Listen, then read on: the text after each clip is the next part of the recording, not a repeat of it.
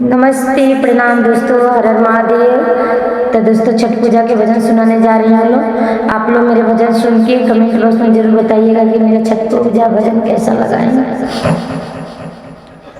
Copy copy बोलेली छठिया माई, सुनिए सेवा का लोग। कॉपी कॉपी बोलेली छठिया माई, सुनिए सेवा का लोग।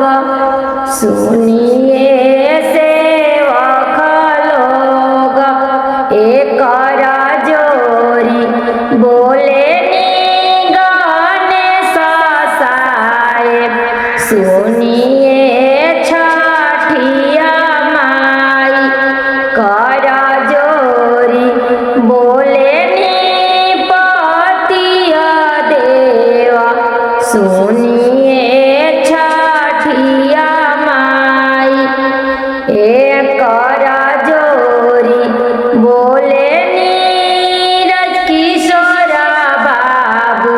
सुनिए छठिया माई, एक जोरी बोले ले याद किशोरा बाबू।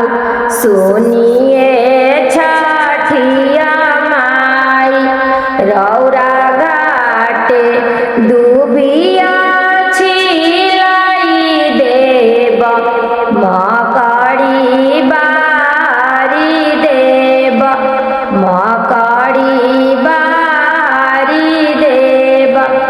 कॉपी कॉपी बोलेली छठिया माई, सुनिए सेवा का लोग।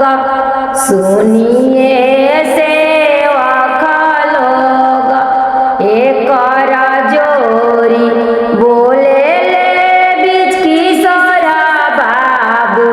सुनिए छठिया माई, करा जोरी बोले ले मनीषा बाबू। सुनिए छठिया माई, सुनिए छठिया माई, रौरा घाटे डूबिया छिलाई देव।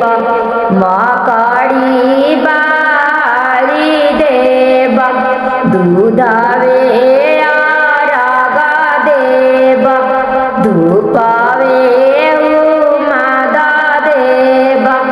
सुनिए